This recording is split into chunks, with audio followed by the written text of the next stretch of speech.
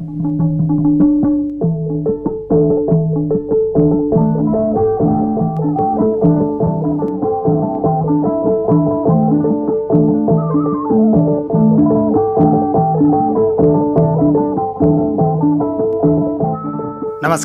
साहित्य संसार कार्यक्रममा हार्दिक स्वागत छ। रेडियो नेपालबाट साहित्य संसार कार्यक्रम हरेक शनिबार बेलुकी 9 बजेको समाचारपछि करिब आधा घण्टा सुन्न सक्नुहुन्छ। साहित्य संसार कार्यक्रम रेडियो नेपालको वेबसाइट radionepal.gov.np तथा न्युज पोर्टल अनलाइन radionepal.gov.np र रेडियो नेपाल मोबाइल एपबाट समेत संसारभर सुन्न सकिन्छ। प्रसारण भइसकेका कार्यक्रमहरू भने रेडियो नेपालको न्युज पोर्टलको मल्टिमिडिया भित्रको अडियो सङ्ग्रहमा गएर तपाईँको फुर्सदमा जुनसुकै बेला सुन्न सक्नुहुन्छ।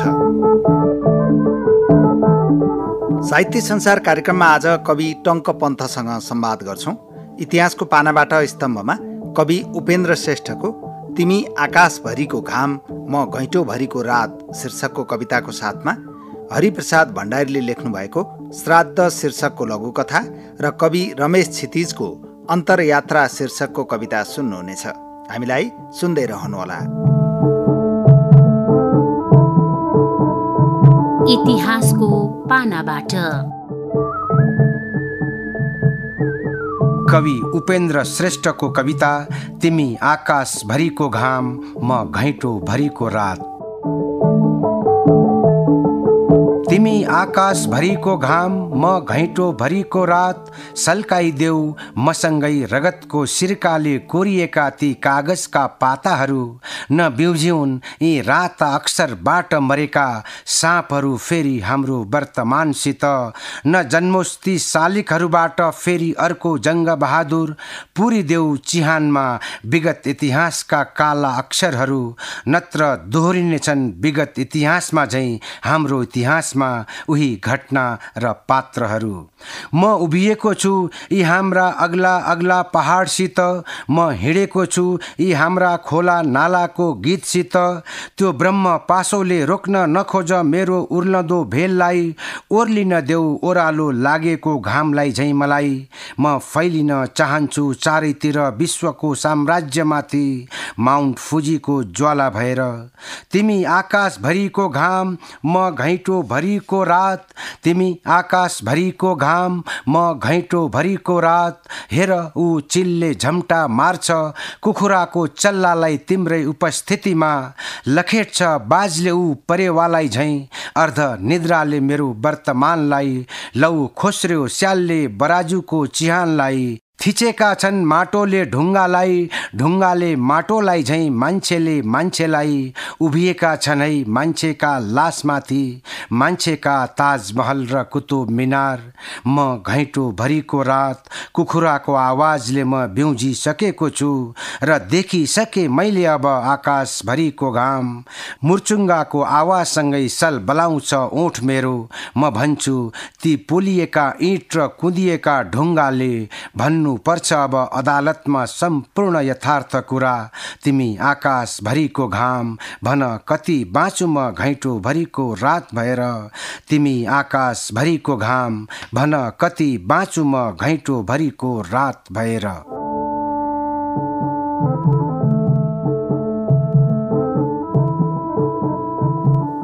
इतिहासको पानाबाट स्तम्भमा कवि उपेन्द्र श्रेष्ठको तिमी आकाशभरिको घाम म घैँटोभरिको रात शीर्षकको कविता वाचन गरेर सुनाउँदै हुनुहुन्थ्यो कार्यक्रमका संयोजक ललिजन रावल।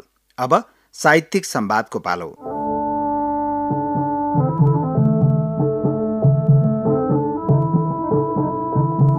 आज साहित्यिक संवादमा हामी संवाद गर्छौं कवि टङ्क पन्थसँग। कवि पन्थका समय स्पर्श, समय स्फोट र समय प्रश्न कविता संग्रहहरू र विश्वेश्वर प्रसाद कोइराला कृति र प्रवृत्ति समालोचनात्मक कृति सार्वजनिक भइसकेका छन्। कवि पन्थ पाल्पाबाट हामीसँग टेलिफोन सम्पर्कमा हुनुहुन्छ। कवि टङ्क पन्थज्यू, स्वागत छ यहाँलाई रेडियो नेपालको साहित्य संसार कार्यक्रममा। तारा सर, हार्दिक धन्यवाद छ हजुरलाई यो अवसर र यो परिवेशका लागि सरप्रति कृतज्ञता व्यक्त गर्दछु र रेडियो नेपालप्रति हार्दिक आभार व्यक्त गर्दछु। हिजो आजको यहाँको साहित्यिक लेखन कसरी अघि बढिरहेको छ, आजको संवादको सुरुवात यसैबाट गर्न चाहन्छु। धन्यवाद छ सर। हाम्रो अब हामी साहित्यमै लागेको अवस्थामा अहिलेका केही टुक्रे रचनाहरू र केही कविताहरू र समालोचनातिर मूलत केन्द्रित रहेर मेरो साधना अहिले चलेको छ सर। र साइनो नियमित रूपमा र मुक्तक नियमित रूपमा दैनिक रूपमा सामाजिक सञ्जालबाट मैले सम्प्रेषण गरिरहेको हुन्छु र केही सन्दर्भका कविताहरू पनि प्रस्तुत गरिरहेको हुन्छु। हजुर हजुर, यहाँलाई साहित्यमा अभिप्रेरित गर्न यहाँको बाल्यकाल र किशोर अवस्थाको परिवेशले कतिको सघाएको पाउनुहुन्छ, थोरै सम्झना गरौँ न। एकदमै सर। म गुल्मीको दिगाममा म जन्मेको हुँ। त्यहीँको गाउँको परिवेशमा घरको वातावरण अनि गएर विद्यालयको परिवेशले मूलत मलाई साहित्यमा अगाडि बढ्नको लागि, कलम चलाउनको लागि अभिप्रेरित गरेको हो जस्तो लाग्छ। हजुर। र त्यसमा घरमै आमाको भाकामा रामायणहरू गाउने अनि गएर गीतहरू गाउने त्यो आमाको प्रभाव ममा सरेर आयो। र विद्यालयमा हाई स्कुल पढ्दै गर्दा हाम्रो नेपाली गुरु नारद गौतम सर, उहाँ पनि विशिष्ट साहित्यकारको रूपमा छन्दमा धेरै कविता लेख्नुहुन्छ। उहाँको प्रभावले मलाई मूलत छन्द कवितामा गाउने र लेख्ने, केही रचना गर्ने अवसर अथवा त्यो परिवेश निर्माण भयो जस्तो लाग्छ मलाई। हजुर। र हाई स्कुल पढ्दाखेरि हामीले 8, 9, 10मा क्लासमा मूलत कविताका अन्ताक्षरी खेल्थ्यौँ। सरले प्रत्येक शुक्रबार त्यो कार्यक्रम नै हामीलाई बनाइदिनु भएको थियो। र त्यस समयमा हामीले अर्को ग्रुपलाई, अर्को समूहलाई जित्न पर्छ भन्ने मान्यताले हामीले कविताहरू घोक्थ्यौँ अथवा पढ्थ्यौँ। र त्यसरी पढ्ने क्रममा मैले माधव घिमिरेको गौरी, गुणरत्नमाला लगायतका रामायणका केही श्लोकहरू र हाम्रै पाठ्यक्रममा भएका कविताहरू कण्ठस्थ गर्ने परिवेश पनि निर्माण भयो। त्यसले पनि मलाई रचना, सिर्जना, यात्रामा अगाडि बढ्नको लागि भरथेक गर्यो भन्ने लाग्छ सर। यही परिवेशबाट मेरो कलम अगाडि बढेको लाग्छ मलाई। हजुर, यहाँले भन्नुभयो एउटा त यहाँको घरमै त्यस किसिमको साहित्यिक वातावरण थियो, घरमै रामायण गाउने आमा हुनुहुन्थ्यो, आफै पनि तपाईँ गीतमा रुचि राख्नुहुन्थ्यो, रामायण गाउन थाल्नुभयो, गीत गाउन थाल्नुभयो, त्यसैबाट पनि साहित्यमा यहाँ आकर्षित हुनुभयो भन्नुभयो। विद्यालयमा पुगेपछि विद्यालयमा हुने प्रतियोगिताहरूबाट प्रतिस्पर्धामा उत्रिन पनि यहाँलाई प्रेरित गर्यो र त्यसैबाट यहाँ झन् बढी साहित्यतर्फ आकर्षित हुनुभयो। यहाँले त्यो परिवेशको कुरा गर्नुभयो। पहिलो सिर्जना कुन गर्नु भएको थियो, आज सम्झना छ, कहाँ प्रकाशित भएको थियो, थोरै सम्झना गरौँ न। सर, पहिलो सिर्जनाको कुरा गर्दा त म लगभग हाई स्कुलतिर पढ्दा यो 43-44 सालतिरै मैले रचनाहरू गरेको डायरीमा केही त्यस्ता कविताहरू छन्, तिनी प्रकाशित छैनन्, डायरीमा छन्। हजुर, मैले देश भन्ने कविता लुम्बिनी दैनिक पत्रिकामा 2050 सालमा बुटोलबाट प्रकाशित भएको हो। हजुर। र त्यो नै मेरो पहिलो प्रकाशित कविता हो। र त्यसपछि केही फुर्का रूपमा कविताहरू प्रकाशित हुने सन्दर्भहरू अगाडि बढ्यो। र पछि आएर 2072 सालमा मेरो समय स्पर्श कविता सङ्ग्रह र 77मा समय स्फोट, 78मा समय प्रश्न जस्ता कविता सङ्ग्रहहरू प्रकाशित भइसकेका छन्। र त्यस्तै म समालोचनामा पनि कलम चलाउँछु। मेरा फुटकर लगभग 3-4 दर्जन जति फुटकर समालोचनाहरू छन् भने एउटा कृतिको रूपमा विश्वेश्वर प्रसाद कोइराला कृति र प्रवृत्ति 2077मा मेरो प्रकाशनमा आएको छ। यो वर्ष पनि मैले एउटा केही त्यस्ता समालोचनाहरूको सङ्ग्रहको रूपमा एउटा कृति निकाल्ने र सोच बनाएको छु सर। हजुर, 2050 सालमा कविता प्रकाशित गरेर यहाँ चाहिँ प्रकाशन हजुर साहित्यमा प्रवेश गर्नुभयो भनौँ, एउटा प्रकाशित हिसाबले, होइन? हजुर। यहाँको कुरा गर्दा चाहिँ छन्द कविता लेखनमा क्रियाशील हुनुहुन्छ। यहाँको आकर्षण चाहिँ पद्यमा देखिन्छ। केले आकर्षित गर्यो पद्यमा लेख्न? यो त अब एउटा मेरो गला लिएर त्यो मैले गाउने गीतहरू पनि गाउने, कविता अब गौरीहरू गाउने, त्यो हिसाबले सबैले तिम्रो छन्दमा भाका आउँछ भन्ने हिसाबले पनि मैले छन्दमा कलम चलाउन थालेँ। एक दुईवटा गद्य पनि लेखेर सम्प्रेषण गर्दा अथवा साथीहरूलाई सुनाउँदाखेरि गद्यमा भन्दा पद्यमै तपाईँको खुल्छ भन्ने परिवेश पनि निर्माण भयो। र मेरो घरको वातावरण विद्यालयमा पनि छन्दकै कविताबाट अन्ताक्षरी खेल्ने, त्यो हिसाबले त्यो प्रवाह अथवा त्यो लय, त्यो छटाले मलाई अलिकति आकर्षित गरेर म छन्दतिर लाएँ। भन्ने मेरो बुझाइ छ सर। हजुर हजुर। कवि पन्तज्यू, यो संवादलाई एकैछिन रोकेर हामी तपाईँको एउटा कविता सुन्न चाहन्छौँ, त्यसपछि संवादलाई निरन्तर अघि बढाउँला। कुन कविता सुन्छौँ आज? धन्यवाद सर। म मेरो समय स्फोट कविता सङ्ग्रहको एउटा स्वाभिमान शीर्षकको कविता, मन्दाक्रान्ता छन्दमा रचिएको स्वाभिमान शीर्षकको कविता म वाचन गर्न चाहन्छु। हजुर। स्वाभिमान। हाम्रो आफ्नै परिचय छ यो राष्ट्रको स्वाभिमान, लड्दै भिड्दै अमर गतिमा प्राप्त भो स्वाभिमान। पुर्खा हाम्रा समर पथमा होमिएथे नथाकी, सिङ्गो साझा अटलपनको राष्ट्र राखेर माथि।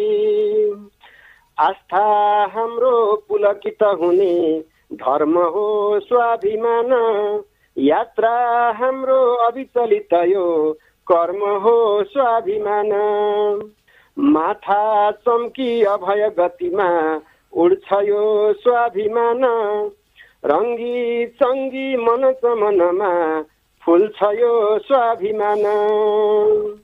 नेपालीको विजय जयको सान हो स्वाभिमान, भाका भर्ने अटुट लयको गान हो स्वाभिमान। जागा हाम्रो प्रबल मुटुको प्राण हो स्वाभिमान, पुर्ख्यौलीको रगत पसिना मान हो स्वाभिमान। हाम्रो आफ्नै शर्म र सुझमा राष्ट्र यो उठ्नु पर्छ, नौलो यात्रा प्रविधि पथमा आज यो जुट्नु पर्छ। हाम्रो झन्डा पृथक छ सदा राष्ट्रको बढ्छ सान, हामी जुड्दा क्षणभर यता उड्छ यो स्वाभिमान। पूजा गर्छौँ तन मन दिई पूज्य यो स्वाभिमान, दर्जा तोप्छौँ अभिमतली मूल्य हो स्वाभिमान। आस्था हाम्रो मत विमतमा टुट्न यो हुन्न जान, हामी आफै सबल नभए हुन्न यो स्वाभिमान। हाम्रा गाथा अब कलमले लेख्दछौँ स्वाभिमान, जागा हाम्रा मृदु नयनले देख्दछौँ स्वाभिमान। सारा जित्ने पर्खर रिपुले छुन्न हाम्रो निशान, छाती खोली सब अघि बढे रुन्न यो स्वाभिमान। हाम्रा गाथा अब कलमले लेख्दछौँ स्वाभिमान, जागा हाम्रा मृदु नयनले देख्दछौँ स्वाभिमान। सारा जित्ने पर्खर रिपुले छुन्न हाम्रो निशान, छाती खोली सब अघि बढे रुन्न यो स्वाभिमान। छाती खोली सब अघि बढे रुन्न यो स्वाभिमान, रुन्न यो स्वाभिमान। हजुर हजुर। कवि टङ्क पन्तज्यू, यहाँले स्वाभिमान शीर्षकको आफ्नो कविता सुन्दर रूपमा वाचन गरेर सुनाइदिनु भयो। यहाँको कुरा गर्दा कवि पन्तज्यू यहाँ प्राध्यापन पेसामा संलग्न हुनुहुन्छ, युवा पुस्ता सँगसँगै यहाँ क्रियाशील हुनुहुन्छ। साहित्यप्रति युवा पुस्ताको कस्तो धारणा अथवा भनौँ आकर्षण पाउनुहुन्छ? एकदमै यो सामयिक प्रश्न हो सर। वास्तवमा अहिले यो सामाजिक सञ्जालले पनि अलिकति साहित्यतर्फ, लेखनतर्फ मान्छेहरूलाई अलिकति आकर्षित गरेको जस्तो लाग्छ। र अझ यो हाम्रो कोभिडको जुन प्रभावसँगै मान्छे जुन एकान्तवासमा भए, त्यो परिवेशले पनि अलिकति भाषा साहित्य त्यसमा सिर्जना तर्फ के प्रौढ के युवा अथवा त्यो हिसाबले आकर्षित भएको जस्तो देखिन्छ। र मूलत अभियानको रूपमा साहित्यिक जुन गतिविधिमा युवाहरूको आकर्षणको कुरा सरले गर्नुभयो, सङ्केतहरू सुखद छन्, तर त्यसको एउटा गुणस्तर र अलिकति जुन रूपमा हुटुटी जगाउन पर्ने हो, अलिकति हामी अग्रजहरूले पनि त्यो हिसाबले पनि केही समस्याहरू छन्। युवाहरू एक हिसाबले लालायित छन्, तर तिनलाई अलिकति फर्मेटमा ल्याउन र अलिकति उत्साहित गर्न अझै अझै काम गर्नुपर्छ जस्तो लाग्छ। सही मार्ग देखाउनको लागि अग्रजहरूले काम गर्नु पर्यो। एकदमै सर। हजुर, यहाँको कुरा गर्दा यहाँ साहित्यिक संस्थामा पनि संलग्न हुनुहुन्छ र साहित्यिक क्रियाकलापहरूमा पनि यहाँ विभिन्न भूमिका निर्वाह गरिरहनु भएको छ। साहित्यिक संस्थामा संलग्नता र साहित्यिक क्रियाकलापहरूका सन्दर्भमा यहाँले निर्वाह गर्नुभएको भूमिकालाई चाहिँ कसरी सम्झनुहुन्छ? एकदमै यो साहित्यको सेवा अथवा साहित्यिक संस्थाहरूको सहभागिता अथवा त्यसको नेतृत्व भन्ने कुरा वास्तवमा एउटा इच्छा शक्तिको कुरा पनि रहेछ।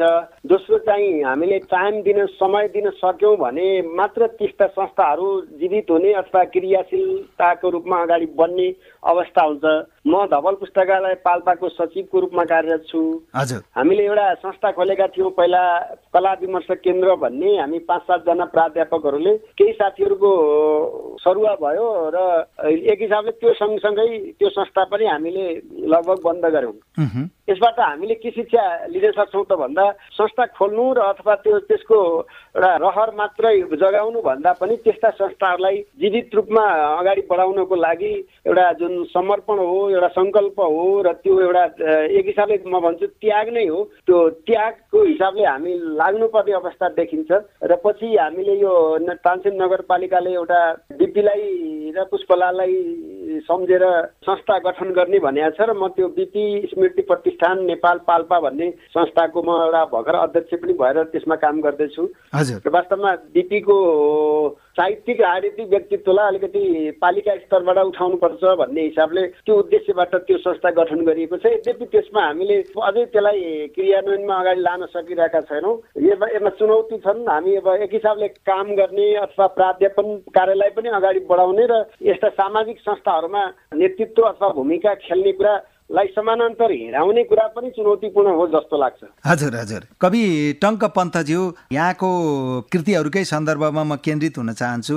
आफ्ना साहित्यिक कृतिहरूका बारेमा यहाँको कुरा गर्दा समय स्पर्श, समय प्रश्न र समय स्फोट मैले सुरुमा नै उल्लेख गरेका थिएँ। यहाँका 3टा कविता सङ्ग्रह सार्वजनिक भइसकेका छन्। आफ्ना सार्वजनिक भएका कविता सङ्ग्रहहरूका बारेमा छोटकरीमा भन्नुपर्दा के भन्नुहुन्छ?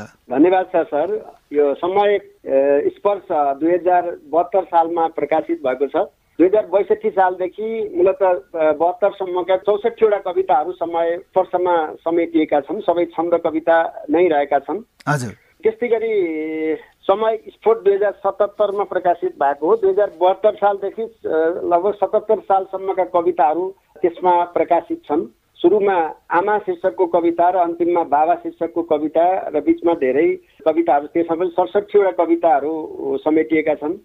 र पछिल्लो समयमा 2078 सालमा मेरो समय प्रश्न कविता सङ्ग्रह आएको छ र यसमा 108वटा कविता छन् र प्रत्येक कविता फरक फरक छन्दका छन्। यसको मतलब 108वटा छन्दका कविताहरूको सङ्ग्रह समय प्रश्न हो र यसमा प्रत्येक कविता 6वटा श्लोकका संरचनामा यो सङ्ग्रह तयार भएको छ र मूलत वर्तमान परिवेशको सामाजिक, राजनीतिक, शैक्षिक यी परिस्थिति, पारिवारिक अथवा अहिलेको राष्ट्रिय परिस्थितिलाई केन्द्रबिन्दुमा राखेर लेखिएका कविताहरू यी सङ्ग्रहमा छन् सर। यहाँले 3 दशक लामो क्रियाशील साहित्यिक जीवन निर्वाह गरिसक्नु भएको छ। आफ्नो साहित्यिक लेखनबाट चाहिँ कतिको सन्तुष्ट हुनुहुन्छ? यो त अब उही स्वान्त सुखाएको लागि साहित्य सिर्जना हो भनेर विद्वानहरूले भनेको मलाई त्यही कुरा यथार्थ हो जस्तो लाग्छ। प्राप्तिका हिसाबले भन्दा पनि हामीले एउटा सृजनाका माध्यमबाट, एउटा साहित्यका माध्यमबाट अथवा शब्दका माध्यमबाट समाजलाई अथवा नागरिकहरूलाई केही खुराक दिन सक्यौँ भने एउटा नागरिकको दायित्व हो भन्ने हिसाबले पनि त्यसलाई लिनुपर्छ। प्राप्तिको हिसाबले हेर्ने हो भने त मुफसलका आफ्ना पीडा छन्। त्यसमा पनि अब यी कृतिहरू प्रकाशन गर्ने सन्दर्भमा अब पैसा जम्मा गर्ने, अनि गएर कृतिहरू जनतन प्रकाशन गर्ने, यसो प्रसादको रूपमा बाँड्ने बाहेक अरू कुरा छैन। तर पनि यो सार्वजनिक हिसाबले आफूलाई मुखरित गर्न पाउने एउटा माध्यम साहित्य भएको हुनाले यो एउटा खुसी अथवा सन्तुष्टि नै छ सर। हजुर, यसलाई सन्तुष्टि नै मान्नुपर्छ। एकदमै सन्तुष्टि सर। यो अहिले त रचना सृजनाप्रतिको एक हिसाबले लत नै लागेको छ। यहाँले अघि भन्नुभएको थियो 40-50 वटा फुटकर रूपमा पनि साहित्यिक समालोचना प्रकाशित भइसकेको सन्दर्भ उल्लेख गर्नुभएको थियो। समालोचनात्मक हिसाबले चाहिँ आजको नेपाली साहित्यलाई कसरी हेरिरहनु भएको छ? एकदमै एउटा के छ भन्नुहुन्छ भने म अलिकति कहिले कहिले साथीहरूका बिचमा पनि मेरो यही छलफल हुन्छ कि एउटा स्रष्टाको पाटो र द्रष्टाको पाटो अथवा सृजना गर्ने र समालोचना गर्ने फरक पाटा हुन्। हजुर। यद्यपि केही समालोचकहरू निर्मम देख्छु म, यो पनि भएन त्यो पनि भएन भन्ने हिसाबले। तर म अलिकति आफू पनि सर्जक भएको हुनाले कृतिलाई कसरी हेर्ने अथवा त्यो कृतिका गुण पक्षहरू यी त छन् नि भन्ने हिसाबले पनि हेर्नुपर्छ जस्तो लाग्छ। र सरले भन्नुभएको अहिलेको समालोचनाको सन्दर्भ एउटा दुई हिसाबले अगाडि बढेको जस्तो लाग्छ मलाई। एउटा विश्वविद्यालयीय समालोचनाको एउटा पाटो छ। हजुर। प्राध्यापकहरूले मूलतः समालोचना कृतिहरू कुनै साहित्यमाथि समालोचना गर्ने र त्यसलाई एउटा आफ्नो वृत्ति विकासको हिसाबले पनि उपयोग गर्ने हिसाबले समालोचना अगाडि बढेको अवस्था छ भने अर्कोतिर कृतिलाई अलिकति न्याय हुने गरी अथवा विविध पाटाबाट कृतिलाई हेर्ने परिस्थिति पनि छ। यो हिसाबले दुई पाटाबाट अगाडि बढेको छ। यद्यपि स्रष्टाले के खोज्दो रहेछ भने मेरो कृतिमाथि अलिकति टिप्पणी भए समालोचकीय भनौँ आँखा परे अथवा त्यसलाई समालोचकीय हिसाबमा बाहिर आयो भने अझै यसको भनौँ एउटा चर्चा परिचर्चा भइदिए हुन्थ्यो भन्ने सोच्ने मनोविज्ञान संस्थाको हुँदो रहेछ। हजुर हजुर। यहाँकै कुरा गर्दा चाहिँ जस्तो कोही अग्रज सर्जक अथवा भनौँ अग्रज स्रष्टाबाट आफू प्रभावित भए जस्तो लाग्छ यहाँलाई? एकदमै। मैले सुरुमा पनि एउटा सन्दर्भ जोडेको थिएँ कि हाई स्कुल पढ्दाखेरि हाम्रो नारद गौतम सरले हामीलाई नेपाली पढाउनुहुन्थ्यो। उहाँ छन्दमै कलम चलाउनुहुन्थ्यो र उहाँका कविता दुई चारवटा कण्ठ पनि थिए मलाई त्यतिखेर, अहिले पनि केही कविताहरू आउँछन्। र त्यो प्रभाव अथवा त्यसले मलाई सर जस्तै कविता लेख्नुपर्छ भन्ने हिसाबले त्यो पृष्ठभूमि अथवा त्यो उत्प्रेरणा जाग्ने काम मूलतः त्यहाँबाट भएको जस्तो लाग्छ। र पछि त अरू राष्ट्रिय हिसाबका लेखकहरू सर्जकहरूको प्रभाव अथवा उहाँहरूले प्राप्त गरेको यस कृतिले पनि अलिकति हुटहुटी जगाउने काम गरे हो। हजुर। कवि टङ्क पन्तज्यू, फेरि पनि यहाँको हामी एउटा कविता सुनौँ। एकदमै धन्यवाद छ सर। म एउटा समय प्रश्नबाट उपजाति छन्दको छन् प्रश्न हाम्रा भन्ने कविता प्रस्तुत गर्न चाहन्छु। झुक्ने बनायौ किन आज सारै, दुख्ने बनायौ गरिमा असाध्यै, न फुट्न सक्ने न त जुट्न सक्ने, के बिग्न हो यो कति ठेग्न सक्ने, उत्साह छैनन् मनभित्र आशा, विश्वास छैनन् जति छन् दुराशा, न बाँच्न सक्छन् न त मर्न सक्छन्, छचित्त सानो तल पर्न सक्छन्, सुन्दैन कोही करुणा पुकार, चिन्ता छ गर्ने कसरी गुजारा, भएन कहिल्यै किन हो सुधार, छन् प्रश्न हाम्रा सुनै हजार, सधैँ रडाको कति देख्नु पर्ने, मात्रै गुनासो कति लेख्नु पर्ने, सुध्रेन हाम्रो किन बुद्धि आज, हेर्छन् तमासा सब विश्व आज, संस्कारमा खोट भएर हो कि, आचारमा दोख भएर हो कि, निस्केन एउटा गतिलो निकास, सधैँ छ हाम्रो किन बुद्धि नाश, मात्रै लगार्ने किन हुन्छ खेला, प्रहार गर्ने अब छैन बेला, यो देश हाम्रो किन खस्कियो झन्, सद्भाव हाम्रो किन मकियो झन्, मात्रै लगार्ने किन हुन्छ खेला, प्रहार गर्ने अब छैन बेला, यो देश हाम्रो किन खस्कियो झन्, सद्भाव हाम्रो किन मकियो झन्, यो देश हाम्रो किन खस्कियो झन्, सद्भाव हाम्रो किन मकियो झन्, सद्भाव हाम्रो किन मकियो झन्। हजुर। छन् प्रश्न हाम्रा, यहाँले हजुर आफ्नो कविता वाचन गरेर सुनाउनु भयो। कवि टङ्क पन्तज्यू, साहित्य संसार कार्यक्रममा हामी संवाद गरिरहेका छौँ, रेडियो नेपालको साहित्य संसार कार्यक्रम। आजको यो संवादको हामी अन्तमा छौँ। मैले सोध्न छुटाएको र तपाईँलाई भन्न मन लागेका केही थप कुरा छन् कि रेडियो नेपालको साहित्य संसार कार्यक्रम मार्फत? एकदमै धन्यवाद छ सर। हामी सानैदेखि सुनेको साहित्य संसार कार्यक्रम मूलत दाहाल यज्ञ निधिका आवाजहरूबाट गुन्जिँदै अहिले तारा सहरबाट यसले जुन एउटा मूर्तता पाउँदै अगाडि बढेको छ। यो लोकप्रिय कार्यक्रम हो। नेपाली साहित्यमा, नेपाली सिर्जनामा यस्तै मुफसलमा रहेका संस्थाहरूलाई पनि रेडियो नेपालबाट मुखरित गर्ने जुन कार्य हजुरहरूले गर्नुभएको छ, यसको लागि म रेडियो नेपाल साहित्य संसारको टिमलाई, हजुरहरूको टिमलाई म सलाम गर्न चाहन्छु, हार्दिक धन्यवाद व्यक्त गर्न चाहन्छु। र साहित्य लेखनको हिसाबले वास्तवमा अहिले बाहर त आएको छ, तर पनि निखार आएर अगाडि बढ्नको लागि धेरै स्रष्टाहरू, धेरै सर्जकहरू, समालोचकहरू मूलत अझ राज्यबाट नै यस कार्यमा अलिकति सोच्नुपर्छ, लाग्नुपर्छ। किनभने भाषा, सभ्यता, कलाले नै राष्ट्रिय पहिचानलाई उजागर गर्छ, व्यक्तिको पहिचानलाई मुखरित गर्छ। यो कुरालाई हामीले बुझ्न सक्यौँ, राज्यले बुझ्न सक्यो भने हाम्रो नेपाली इतिहास गौरवशाली छ। वर्तमान अलिकति निराशामा जनताहरू बाँचेका छन् र यिनी साहित्य सृजनाले अलिकति ऊर्जा जगाउने र हाम्रो राष्ट्रलाई अझ सबल बनाउने कर्मप्रति हामी सबै लाग्न सकौँ। यो अवसरका लागि म पुनः हार्दिक धन्यवाद, आभार व्यक्त गर्दछु सर। हस्, कवि टङ्क पन्तज्यू, रेडियो नेपालको साहित्य संसार कार्यक्रमलाई समय दिनुभयो, पाल्पाबाट टेलिफोन सम्पर्कबाट हामीसँग जोडिनुभयो, साहित्यका विषयमा आफ्ना धारणाहरूका साथमा आफ्ना 2वटा कविता पनि वाचन गरेर सुनाउनुभयो। समय र संवादका लागि रेडियो नेपाल साहित्य संसार कार्यक्रमको तर्फबाट यहाँप्रति आभार व्यक्त गर्छौँ। पुनः हार्दिक धन्यवाद, आभार सर।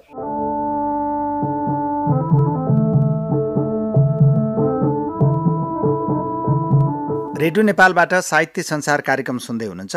कवि टङ्क पन्तसँग संवाद गर्दै थियौँ हामी। अब हरिप्रसाद भण्डारीले लेख्नु भएको एउटा लघुकथा सुनाउँदैछौँ। कथाको शीर्षक श्राद्ध।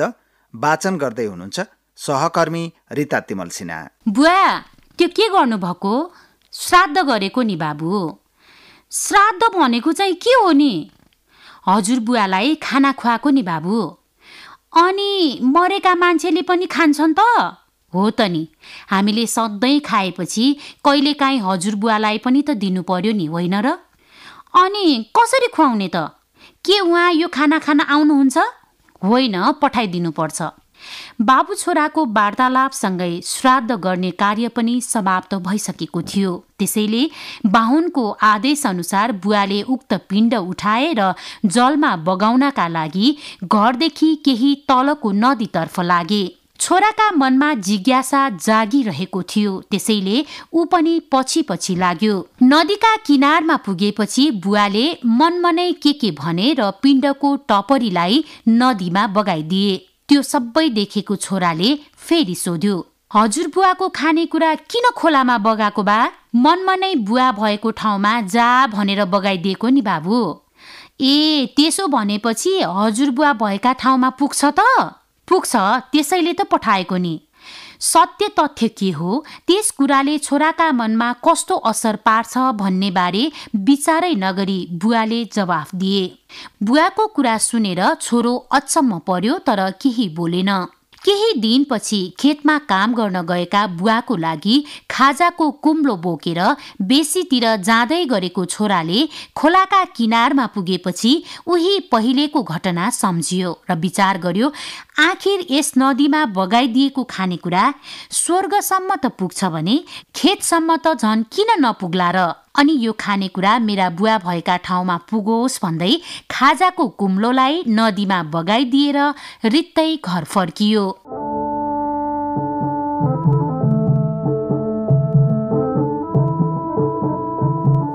हरिप्रसाद भण्डारीले लेख्नु भएको श्राद्ध शीर्षकको लघुकथा वाचन गर्दै हुनुहुन्थ्यो सहकर्मी रिता तिमल सिन्हा। अब कवि रमेश क्षितिजको एउटा कविता। अन्तरयात्रा। माथि माथि उडिरहेका एक हुल ब्रह्मकुमारी झैँ मेघका सेता सेता टुक्राहरू कुन बाँझो धरतीलाई भिजाउनु छ, आकाश हेर्दै पर्खी बसेको कुन किसानलाई खुसी लिएर जानु छ। तल तल कहीँ दूरबाट गोरेटो बाटो र राजमार्ग मोड घुम्ती अनेक स्टेसन हुँदै आएको आश्रमको झ्याल बाहिर चुपचाप हेरिबसेको यायावरमा।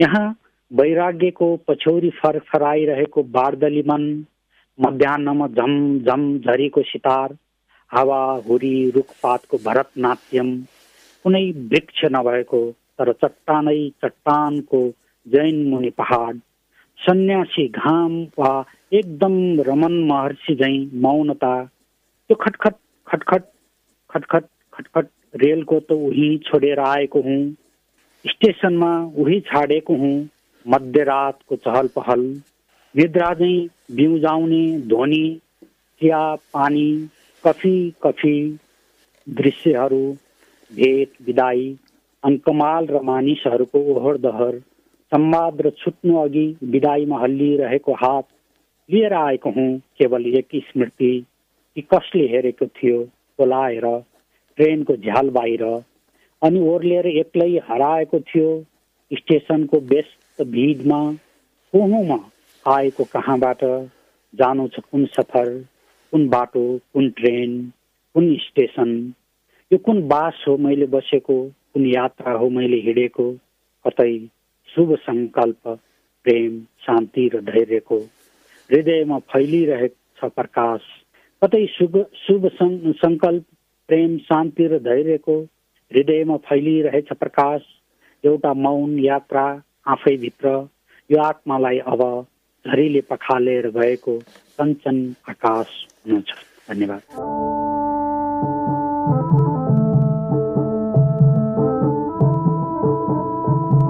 कवि रमेश क्षितिज अन्तरयात्रा शीर्षकको आफ्नो कविता वाचन गरेर सुनाउँदै हुनुहुन्थ्यो।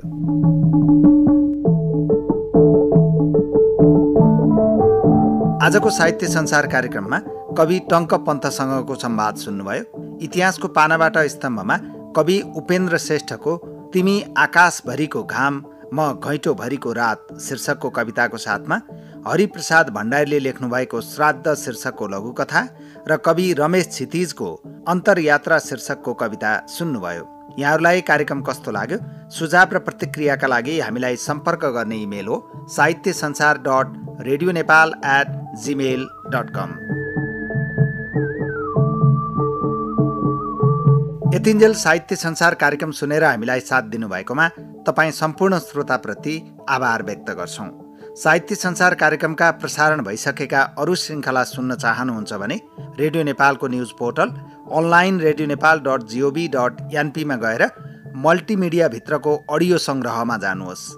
आजको लागि भने साहित्य संसार कार्यक्रमबाट संयोजक ललिजन रावल सहित म तारा प्रसाद ओस्ती बिदा हुन्छु। अर्को हप्ता फेरि भेटौँला। नमस्कार।